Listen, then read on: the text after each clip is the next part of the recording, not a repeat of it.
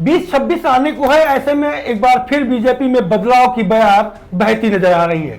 प्रदेश में भाजपा के नए अध्यक्ष की तैनाती के बाद अब सरकार और संगठन दोनों स्तर पर बदलाव की तैयारी शुरू हो गई है।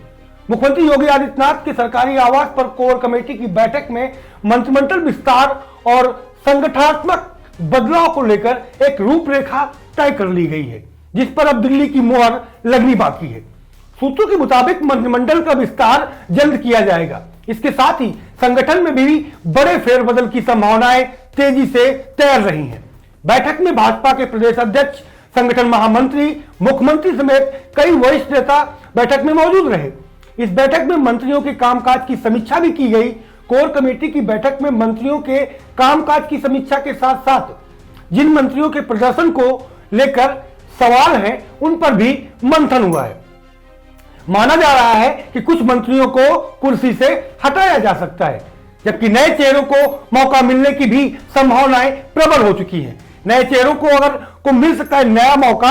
अगर बात करें, बैठक में यह चर्चा हुई कि आगामी 2027 विधानसभा चुनाव को ध्यान में रखते हुए अभी से ही सामाजिक और क्षेत्रीय संतुलन साधा जाए। ऐसे में मंत्रिमंडल और संगठन दोनों में नए और सक्रिय चेहरों की जिम्मेदारी दी जा सकती है। कुछ नए नामों पर मुहर भी लग सकती है। वहीं असीम अरुण को लेकर चर्चाएं तेज हैं कि उनको डिप्टी सीएम बनाया जा सकता है। बीजेपी सपा प्रमुख अखिलेश यादव के पीडीए की काट खोज रही है। बीजेपी संगठन में बदलाव के संकेत भी दिए हैं और यह माना जा रहा है कि भाजपा संगठन में भी बदलाव करेगी।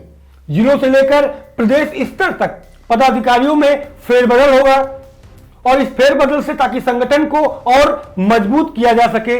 मौजूदा सरकार में अगर बात करें तो 54 मंत्री हैं और मंत्रिमंडल विस्तार में 6 पद खाली हैं। ऐसे में नए और युवा चेहरों पर दांव बीजेपी लगा सकती है। इसको लेकर के भी गंभीरता से विचार विमर्श किया गया है। खास करके रिक्त पदों पर पार्टी के कैडर के वरिष्ठ विधायकों की ताजपोशी की भी चर्चाएं हैं। वहीं मौजूदा संगठन के कुछ पदाधिकारियों को निगमों व बोर्डों में भी नियुक्त करके उनके स्थान पर संगठन के कुछ नए चेहरों को मौका भी दिया जा सकता है, जिससे कि जाति समीकरण को साधा जा सके।